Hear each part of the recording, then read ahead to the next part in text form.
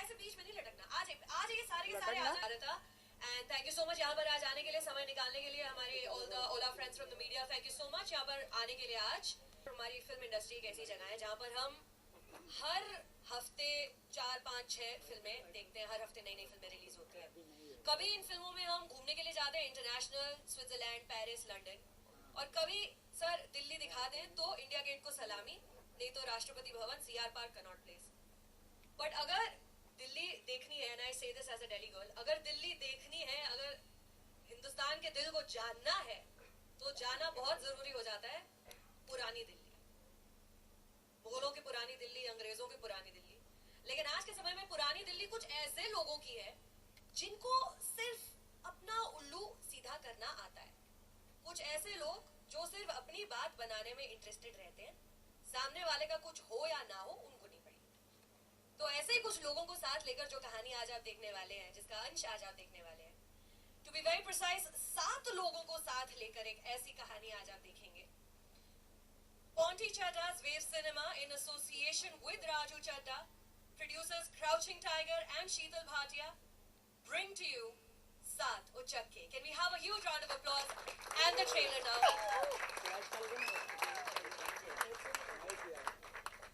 संजीव जी, बड़े पर्दे पर ट्रेलर पहली बार, कैसा लग रहा है आज? बहुत ही अच्छा। संजीव जी, आप भी दिल्ली के ही हैं, और दिल्ली में एक ऐसा मतलब अनोखा ऐसा अजूबा, दिल्ली खुद एक शहर है जहाँ पे खूब सारे शहर एक साथ आ जाए, पर पुरानी दिल्ली क्यों? कहानी बताने के लिए। पुरानी दिल्ली के क्या पुरानी दिल्ली में पैदा हुआ, वहीं पे पला बड़ा 12वीं क्लास तक।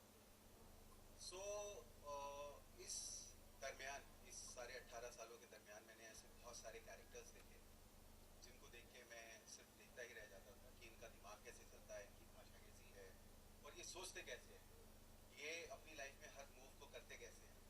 सो वहीं से, और उस कहानी के लिए, इस कहानी के साथ सच्चा होने के लिए पुरानी दिल्ली से बढ़िया कोई जगह हो नहीं सकती थी, यही मैंने जाना।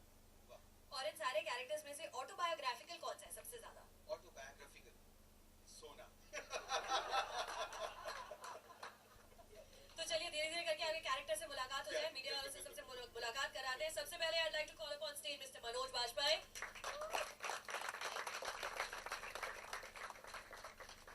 Manoj ji, good evening.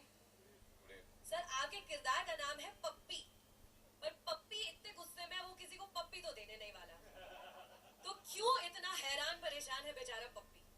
नहीं, उसकी एक लव स्टोरी है और काफी डेस्परेट सा है कि वो अपनी गर्लफ्रेंड से शादी करे, लेकिन बीच में जो है हवलदार, वो जो तेजपाल है, वो पनौती बना हुआ है, जिसके कारण उसको ये काम को अंजाम देना है, और बाकी सारे के सारे जो उचक्के हैं उसको लाइटली ले रहे हैं क्योंकि उनका कुछ भी स्टेक पे नहीं, लेकिन इसके लिए इसकी लड़की स्टेक पे है, तो इसलिए वो फ्रस्ट्रेटेड रहता है काफी, और किसी का दिमाग उसके जैसे चल नहीं रहा है, तो सिंक में मिलता नहीं है, जिसके कारण उसे फ्रस्ट्रेशन होती है। तो ये पप्पी गैंग लीडर है? गैंग लीडर तो अब वो कहता है, लेकिन 3 ही लोगों का है। उधर उसका दूसरी तरफ का गैंग का वो जग्गी आ जाता है जो अपनी माँ बहन करा रहा होता है वहाँ पे। तो सर, ये जो आपकी पनौती है उनको भी बुला लेते हैं, अब मीडिया से रूबरू कराते हैं। मिस्टर के मैंने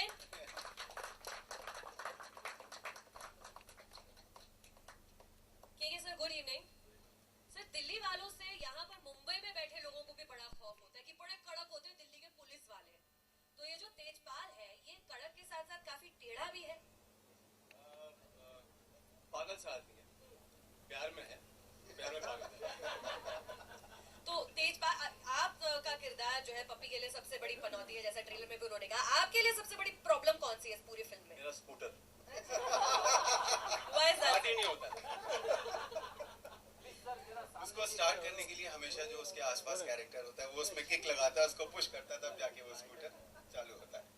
Fabulous. All right, अभी एक और character, the one I am most intrigued about in this film. Can I have up on stage Mr. Vijay Raz? नमस्ते। नमस्ते विजय जी। जग्गी जो किरदार है, if I've read him right, उसको किसी का खौफ नहीं है, ना नर नारी का ना ऊपर वाले का। तो जग्गी के बारे में प्लीज हमें कुछ बताएं मीडिया को। इस पिक्चर में सबसे शरीफ कोई आदमी है वो जग्गी है। नाम उसका जग्गी तिरछा है, वो शायद मेरे को देख के इसने, क्योंकि मैं टेढ़ा चलता हूँ, बट बहुत सीधे सीधे काम करता है, बड़ा ही निहायत शरीफ आदमी, लेकिन समय का मारा हुआ है। जग्गी की फिल्म में कोई भी चाल जो है सीधी नहीं है, वो शतरंज के घोड़े के जैसा टाइगर पता नहीं कहाँ से आता है। सो ये है जग्गी तिरछा film.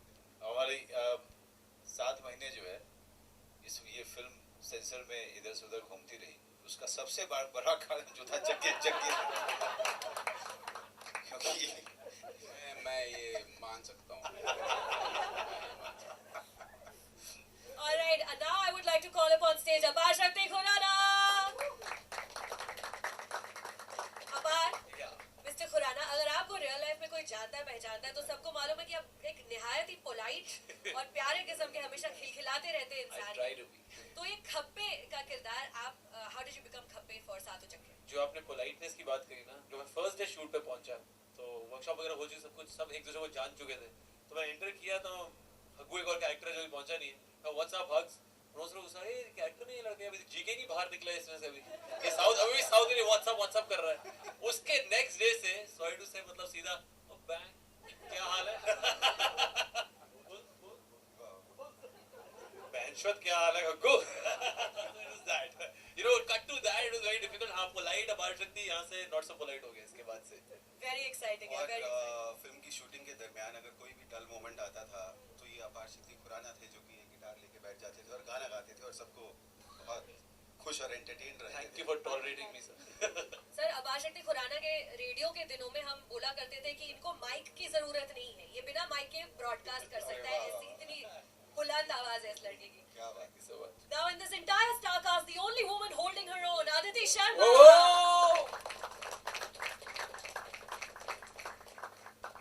Aditi, good evening. Good evening. Very nervous.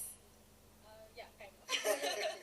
आप लखनऊ की हैं जी। और लखनऊ के लोग तो बहुत ही तमीजदार, ऐसा सुना है, होते हैं। तो ये सोना जो घिया लौकी लेकर सब्जी वालों को हड़काती है भरे बाजार में, सोना के बारे में हमें बताएं। सोना जो है एक्चुअली जब संजीव सर ने मुझे बताया था, मुझे ये सोना जब मैंने ऑडिशन किया था मुझे लगता था सोना बहुत अलग है, she is gonna be a challenge for me, और मुझे लगा कि मुझे मतलब कितना इंटरेस्टिंग है, कितना चैलेंजिंग है। पर फिल्म करते करते और फिल्म के दरमियान मुझे लगा रही तो मेरी जैसी ही है। So I completely relate to her now and बहुत स्मार्ट लड़की है, अपने आप को बहुत सुंदर और सेक्सी समझती है और अपनी सेक्सुअलिटी को यूज करना आता है उसे, और पप्पी से प्यार करती है और वो भी चाहती है कि वो कुछ पैसे कमाए और कुछ होए लाइफ में, और तेजपाल को बेवकूफ बनाती है। और तेजपाल को बेवकूफ बना। घर पे हलवा खिलाने के लिए बुलाते हो और तुम्हारी मम्मी जो है उनको बाहर से ही टरका देती है। फैंटास्टिक। संजीव जी अपनी बाकी की स्टार कास्ट से भी प्लीज रूबरू कराएं मीडिया को। हाँ, सो ये अची फोड़ू हैं कैरेक्टर हमारे, ये विपुल विग। सो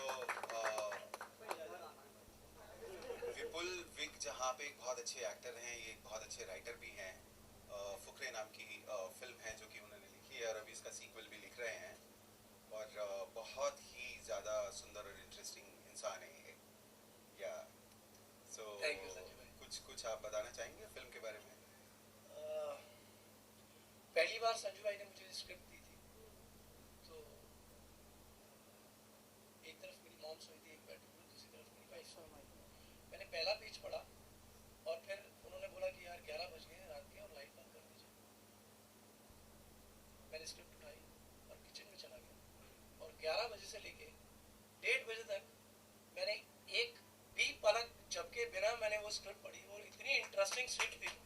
मैंने संजू भाई को बोला कि संजू भाई ये स्क्रिप्ट जो है ना ये उतरी है, ये लिखी नहीं गई, ये उतरी है, ये कहीं से आई है। Thank you, thank you, thank you. तो ये एक जादू है स्क्रिप्ट का, और वो बाकी आपने देख लिया ट्रेलर में। Thank you. बाकी का जादू आप फिल्म में देखेंगे। अरे या पप्पे टशनी, जतिन सरना, ये बूटलेगर हैं। ये रेड फोर्ट के बाहर जो हैं सो पप्पे आप बताइए, आपको मतलब क्या एक्सपीरियंस रहा कुछ? एक्सपीरियंस तो बहुत ही अच्छा रहा और मैंने ऐसे लोगों को देखा है क्योंकि मैं दिल्ली में रहता हूँ, तो जनपद, लाल किला, इन साइड्स में मैंने बहुत ऐसे लोगों को ऑब्जर्व किया हुआ था, तो वो बड़ा इत्तेफाक रहा कि वैसा रोल मुझे करने को भी मिला। और दर्शनीय है और बेचारा लेकिन पैसे वैसे नहीं है उसके पास, और सबसे भट्टू है, तो वो इन सब के खेल में अपना एक उल्लू सीधा करना चाहता है, तो उस तरह का एक कैरेक्टर है वो, और जो सक्सेसफुल हो पाता नहीं हो पाता वो आप फिल्म में पूरा देख पाएंगे उससे। संजय जी, आपकी स्टार कास्ट में आज दो एक्टर्स हमारे साथ यहाँ मौजूद नहीं है, अनु जी और अनुपम जी, तो प्लीज उनके कैरेक्टर्स के बारे में कुछ मीडिया को बताएं। हाँ, एक सात चक्कों के अंदर में हग्गू और हैं जो अभी तक पहुंचे नहीं हैं, उनकी फ्लाइट जो है लेट हो गई थी, वो सोच रहे थे कि खुद से ही उड़ाना शुरू कर देंगे। So let's see. सो अनु कपूर जी जो हैं इस फिल्म के अंदर में आप सभी लोगों को बहुत ही अच्छे तरीके से सरप्राइज करने वाले हैं। बिच्ची उनका कैरेक्टर है। सो उनके कैरेक्टर के बारे में मैं ज़्यादा नहीं बता सकता इसलिए क्योंकि वहाँ पे एक ट्विस्ट है, या सो वो मैं अभी डिस्क्लोज नहीं कर सकता, but he has performed brilliantly. So और उनके अलावा अनुपम खेर साहब, या सो उनका जो कैरेक्टर है वो भी काफ़ी पिवटल है इस फिल्म के लिए। सो वो दीवान साहब हैं जिनकी हवेली के अंदर में ऐसा माना जाता है कि लाल किले से खजाना जो है लाके रखा गया था और वो अभी भी उनकी हवेली में है। और ये महाशय जो है पप्पी जाट वाला, ठीक है, ये बिच्ची के कुछ कथन के ऊपर जो है 2+2 4 करके डिसाइड कर लेते हैं कि यहाँ खजाना है और वो अंदर घुस जाते हैं, ठीक है। तो वहाँ पे जो अंदर होता है वो ट्रूली एक मैजिकल रियलिज्म का एग्जाम्पल है। तो वो सब आप फिल्म में देखेंगे ही। या सो अनुपम खेर जी ने भी बहुत ही सुंदर काम किया है, and he's been like wonderful all throughout. Yeah. A huge round of applause for the entire cast of सातों चक्के standing right here. And इससे पहले कि हम फोटोज के लिए आमंत्रित करें हमारे मीडिया वाले भाई को, let's meet the producers of the film, everybody who's put their weight behind सातों चक्के. So I'd like to call up on stage from Friday Filmworks if Mr. Neeraj Pandey is present here. He's not here yet. Also from Friday Filmworks, Sheetal Bhatia. Sheetal ji आए हैं. Joining him, I'd like to call up filmmaker, CEO of Wave Cinemas, Mr. Rahul Mitra. Rahul ji, please. Hi Rahul. Rajneesh Khanuja, अगर वो आए हैं, अभी नहीं पहुंचे हैं. And from Crouching Tiger, of course, Mr. Vikram Malhotra.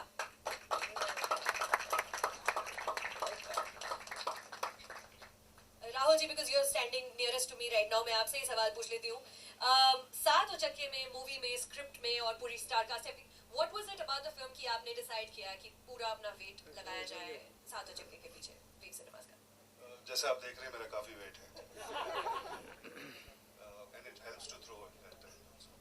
Anyway, आपने मेरा ख्याल कह ही दिया है, you know, such a stellar cast, this quirky world of सातों चक्के, और इतना ही कंटेंट ड्रिवन सिनेमा जिसको हम भी चाहते हैं कि तो आई थिंक कंटेंट, आजकल कंटेंट और बॉक्स ऑफिस की जो मैरिज है उसी के लिए हम कुछ प्रोड्यूसर्स और स्टूडियो सब कोशिश कर रहे हैं, और हमें मालूम था कि इस तरह की फिल्म ऑडियंसेस बहुत पसंद करेगी, उनको अच्छा लगेगा, और इसीलिए we were very very excited about the film. Censor board का जिक्र किया था थोड़ी देर पहले. सेंसर बोर्ड को ये बताया गया कि ये जो जुबान है ये उन किरदारों की जुबान है. So I think when they understood that, they were very very supportive, and I like to say on record that censor board and tribunal were very very supportive of the film, and each one of the people are going to enjoy this film. आप सब लोग जाके देखें, and हम यही आशा करते हैं. Thank you so much. Thank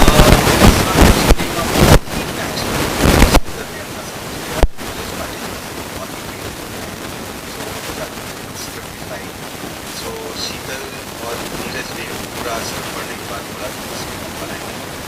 या सो कोई हेजिटेशन उसमें नहीं था, एंड वेव सिनेमास की तरफ से किसी भी तरीके का कोई हेजिटेशन नहीं आया, एकदम सारा काम कर लिया.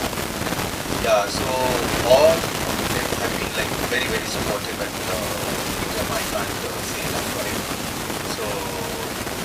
इन अ गुड वे, या इन सेंसर के बारे में जो राहुल ने बताया है, ये बहुत सुंदर बात है।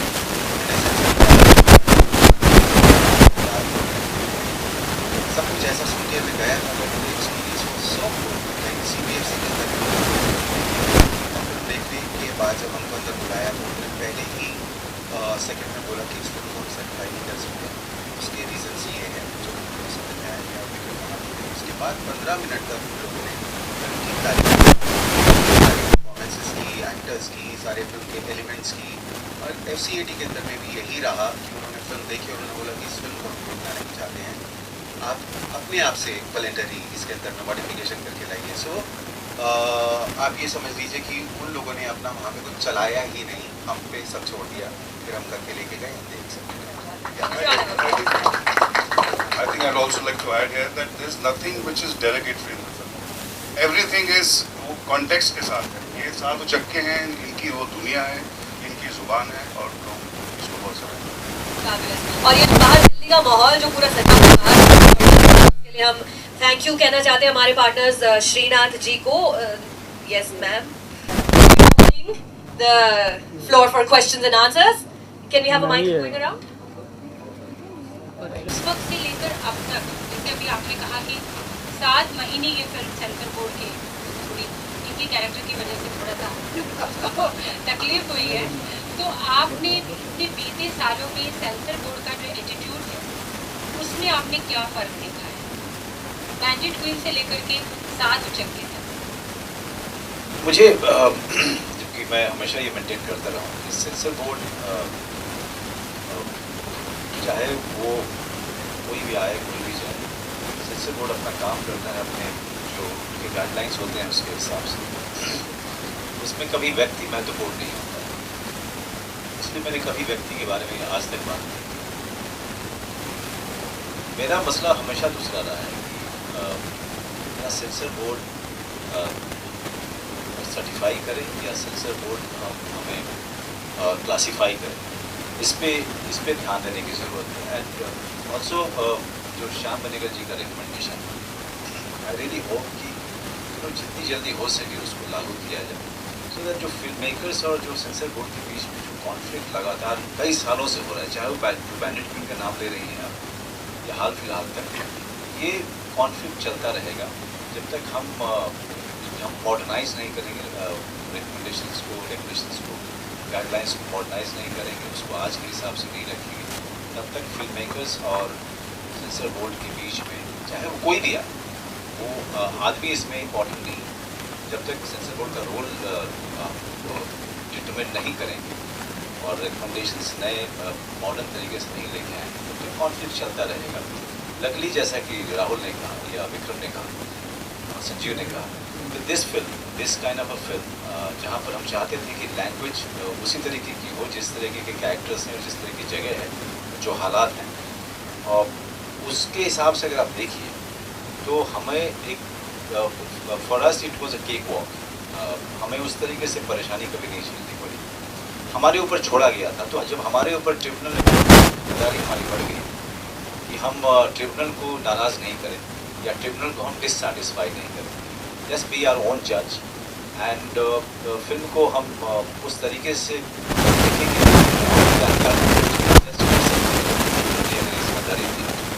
उसको लेकर के समय लगा है, जिसे कहें कि चीज़ें हमारे लिए डिफ़िकल्ट कर दी गई और हम मर गए, ऐसा कुछ नहीं। It was a journey that took time only because of us, because of the directors who want creative call, लेकिन बाकी सब चीज़ें काफ़ी आसान है। प्रोड्यूसर साहब से भी मैं पूछना चाहूँगी सर, जैसे आपने कहा कि आपको उन्होंने छोड़ा, आपका कैरेक्टर तय किया कि आप इस तरह क्या रखेंगे, लेकिन पिछले दिनों बहुत सारा मीडिया और सारे सबको पता है कि बहुत सारे फिल्मों को लेकर के बहुत ज़बरदस्ती बात है, तो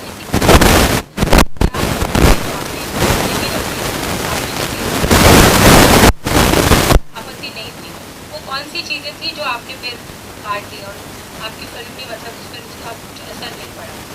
मैं चाहूँगा विक्रम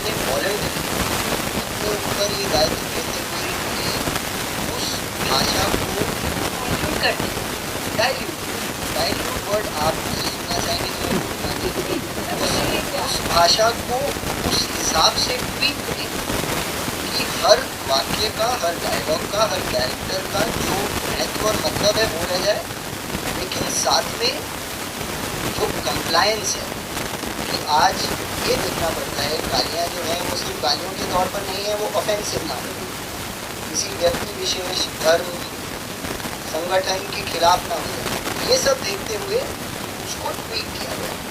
लेकिन आपको ये भी बताऊंगा कि इतने सपोर्टिव थे हमारे कुछ यूनिट में जब दूसरी बार और फाइनल बार हम लोग गए, वो वॉलंटरी कट्स उन्होंने सराहे और इमीडिएटली सर्टिफिकेशन। कितने कट्स? हमारी फिल्म में टोटली 176 डिस्कशंस थे, जिसमें से 60% अलाउ हुए हैं और रेस्ट हमने खुद से कट्स लेकर मॉडिफाई किया। लेकिन एक इम्पॉर्टेंट चीज़ है, एक भी जगह ना बीट हुआ ना म्यूट हुआ। फुल क्रेडिट टू संजू कि किस तरीके से इन्होंने वो लैंग्वेज को रिप्लेस किया और सब कुछ किया।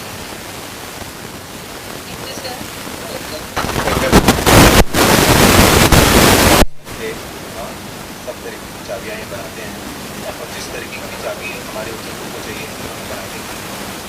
तो आज महंगी भी बनानी पड़ेगी। तो हम आपके ऊपर लौट के आते हैं।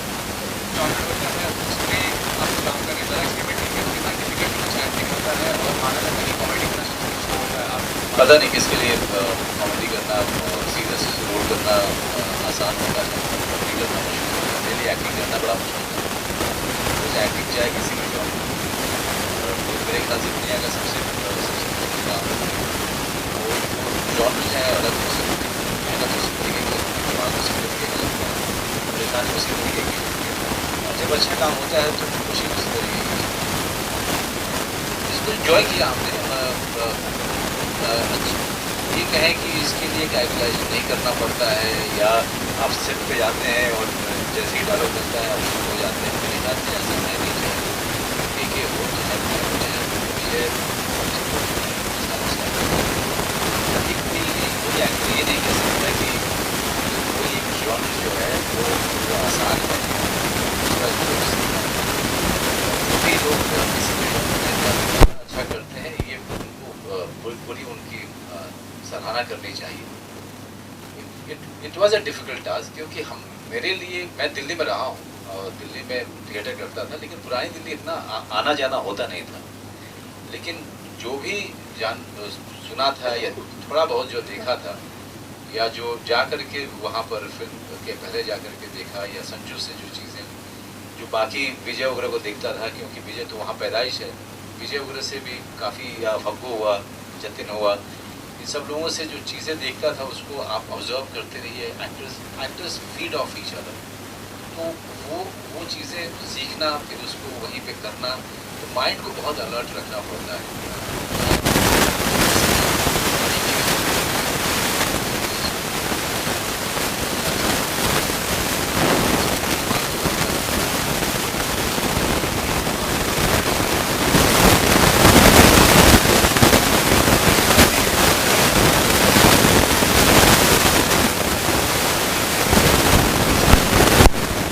कह रहा है कि पुलिस का भी बंदोबस्त था वहाँ।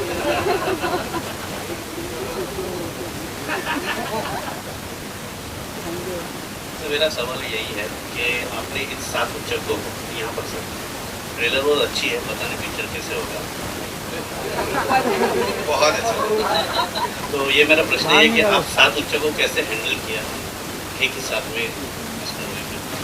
जैसे कि मैंने बताया कि किसी तरह की तकलीफ नहीं आई जब चीज़ें डायनेमिक्स में यहाँ चलती हैं, सो उसका पता ही कुछ और होता है। सो मैंने जब सारी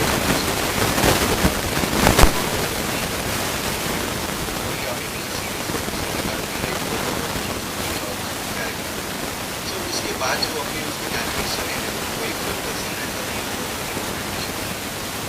सारी की सारी फिल्म जो है मोबाइल से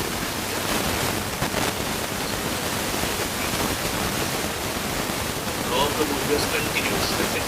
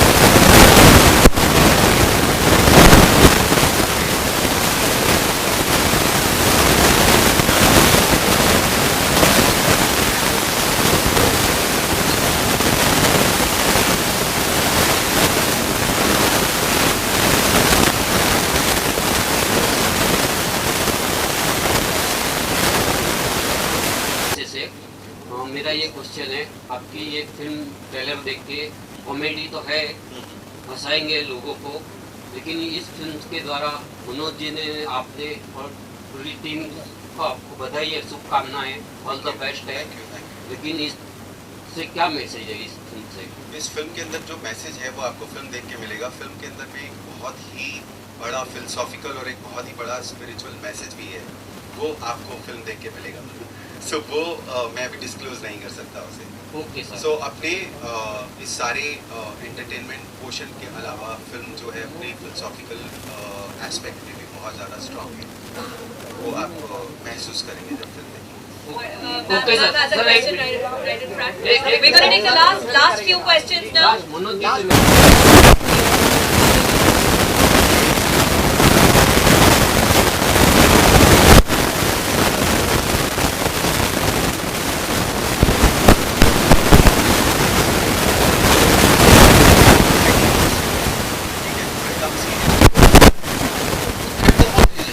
थोड़े से बेवकूफ चोर Had a question there. Sir, आप अमूमन जब प्लेटफॉर्म में कोई उम्मीद करी जाती है कुछ हमसे पूछा जाए जो हम कहना चाहते हैं, अमूमन ऐसा होता नहीं। आप अगर कुछ कहना चाहें फिल्म के बारे में, विजय सर आप या के सर आप क्या कहना चाहेंगे? और ऐसा क्या बात लगा विजय सर आपने हाँ कहा?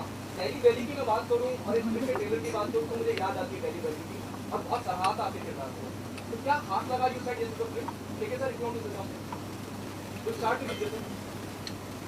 यार ये मेरे ख्याल से सिनेमा के इतिहास में, हिंदुस्तान में, बाहर में,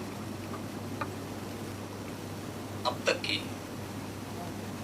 पुरानी दिल्ली में कोई फिल्म जो सेट की गई है, ये सबसे ऑथेंटिक फिल्म है अब तक के इतिहास में। वैसी फिल्म बनी ही नहीं है। इसका बैकड्रॉप पुरानी दिल्ली हो, मतलब बनी ही नहीं है। अगर कोई मुझे दिखा दे तो मैं देखूंगा। है ना? तो ये वजह थी कि मैं यहाँ पे खड़ा हूँ और मतलब जितना आनंद जो आया है, मतलब वही वाली बात है कि देख के देख मजा आएगा, मतलब खतरनाक वाला, खतरनाक वाला मजा आएगा। तो यही वजह है कि मैं झुक गया। Thank you. कम फिल्में हैं जो मैं एंजॉय करता हूँ, मैं बड़ा मुंह फट उसमें। 80% फिल्में मैं एंजॉय नहीं करता हूँ, मैं काम करता हूँ। और कुछ फिल्में हैं जिसको मैं सराहता हूँ, जिसको मैं जीता हूँ, उनमें से एक ये फिल्म है।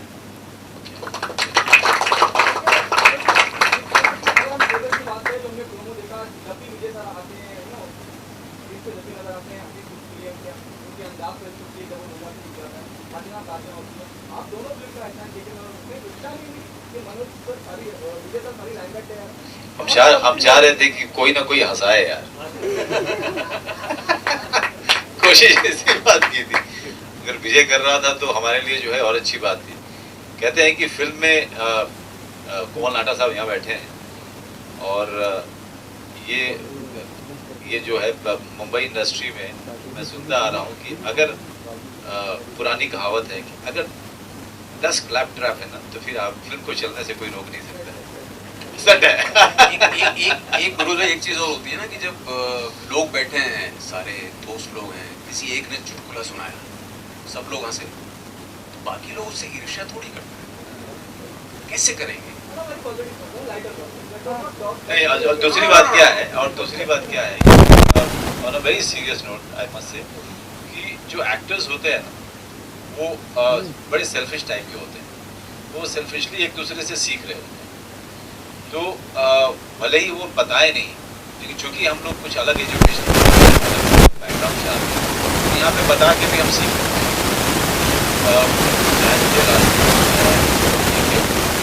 या फिर कोई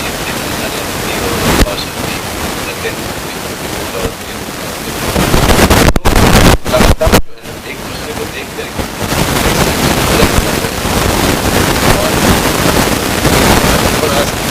all of this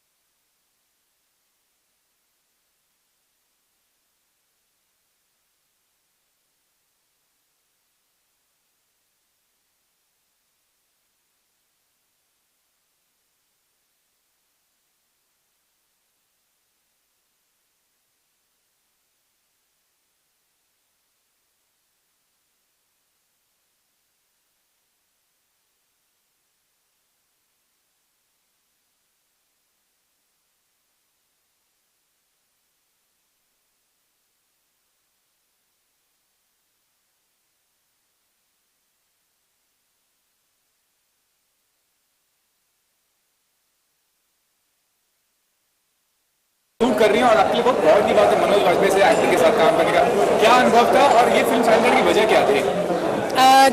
सबसे पहली वजह तो यही थी कि एज एन एक्टर बहुत डिफरेंट था। ऐसा सोना का जो कैरेक्टर है वो बहुत अलग है, ऐसा मैंने कभी नहीं पोर्ट्रे किया है। बहुत एक्साइटिंग था, बहुत चैलेंजिंग था मेरे लिए, क्योंकि सोना जिस दुनिया की लड़की, जितने ही कैरेक्टर्स हैं ये जिस दुनिया के हैं, ऐसे लोगों को मैं कभी मिली नहीं। मैं दिल्ली में रही हूँ, मैंने अपना कॉलेज दिल्ली में किया है, पर मैंने कभी ऐसे लोगों से मिला ही नहीं। सो मैं सिर्फ संजीव सर जो हमारे डायरेक्टर हैं, वो बोलते थे कि मैं जो बोलता हूँ ना बस वो कर, तो मैंने सिर्फ उनका सुनाया और सोना उनके दिल से निकली है। मैंने उसको जैसा जैसे वो कहते गए कि मतलब उसको चलने का भी एक अंदाज है और बाल झटकने का भी है और तैयार भी खूब, मतलब वो अलग ही तरीके से बात करती है। तो पूरा मैंने जो मेरे डायरेक्टर हैं उनसे ही सारा लिया और इतने दिग्गज लोगों के साथ फिल्म में काम करने को मिला है। सोने पे सुहागा है वो, मनोज जी, विजय सर, अनुपम सर, के मेनन सर, अनु जी, इतने अमेजिंग एक्टर्स हैं, इतना सीखने को मिला है।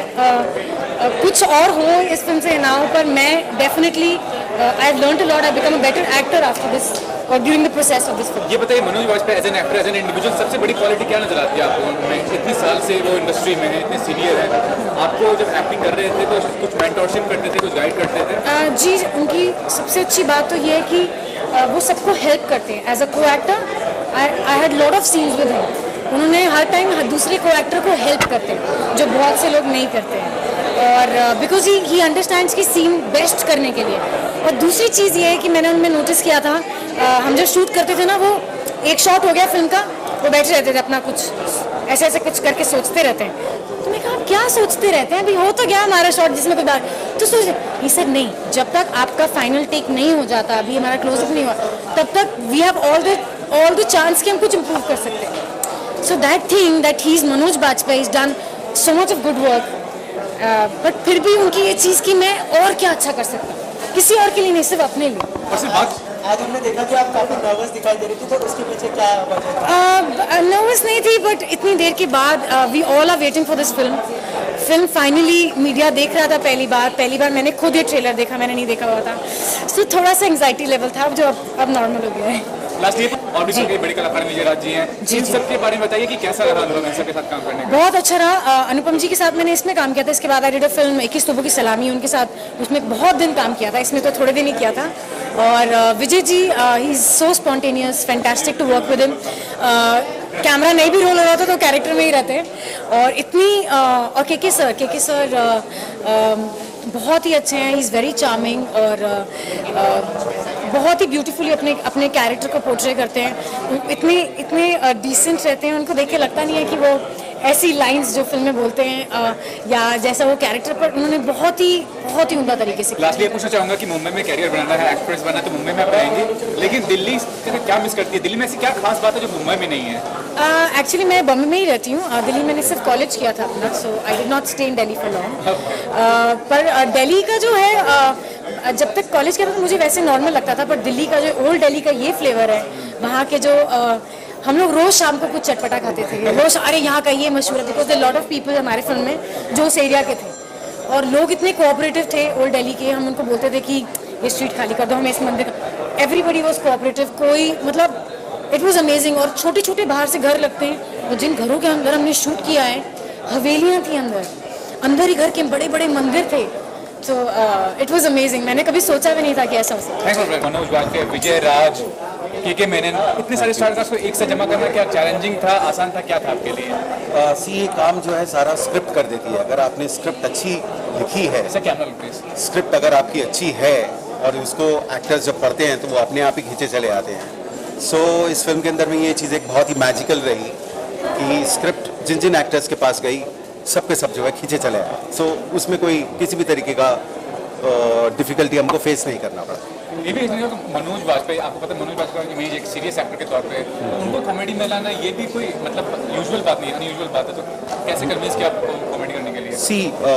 सबसे पहली बात, जैसे फिल्म के अंदर में जो मेरी डायरेक्शन के अंदर में किसी भी एक्टर को ये नहीं कहा गया कि आपको कॉमेडी करनी है, मतलब आपका एक कैरेक्टर है उसको ट्रूथफुली आपने कन्वे करना है और पूरा एक सीरियस पिचिंग पे रहना है। सो मतलब कॉमेडी उनके लिए नहीं थी, देखने वालों के लिए वो कॉमेडी होगी। इसके अलावा इन से जुड़ा एक सवाल पूछना चाहूँगा कि इन सारे दिग्गज को एक साथ एक फिल्म में लाना काफ़ी डिफिकल्ट बात होती है, तो ये काम आपने कैसे किया?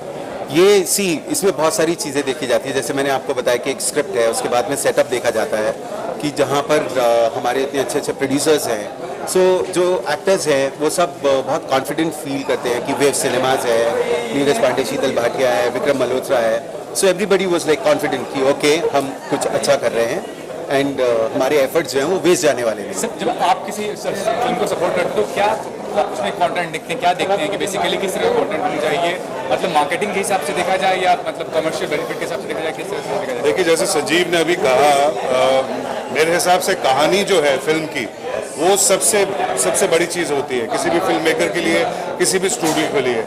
और इस कहानी में एक जर्म ऑफ मार्केटिंग होता है।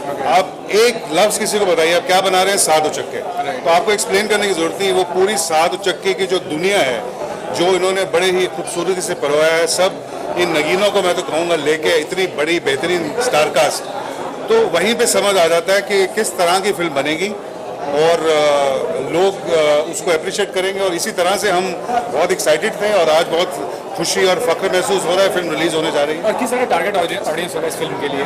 टारगेट ऑडियंस क्या होगा? पूरी फैमिली देख सकती है फिल्म को? देखिए, फिल्म की रेटिंग आप सभी को मालूम है, ए रेटिंग है, लेकिन इसमें कोई कुछ ऐसा डेरोगेटरी है, ऐसा कुछ जो फैमिली ऑडियंस को या किसी को भी चोट पहुंचाए, ऐसा फिल्म में कुछ नहीं है। मज़ेदार फिल्म है। मैं तो यही चाहूँगा कि लोग ज़्यादा से ज़्यादा आएँ, देखें और इन्जॉय करें। It's entertaining. इसके अलावा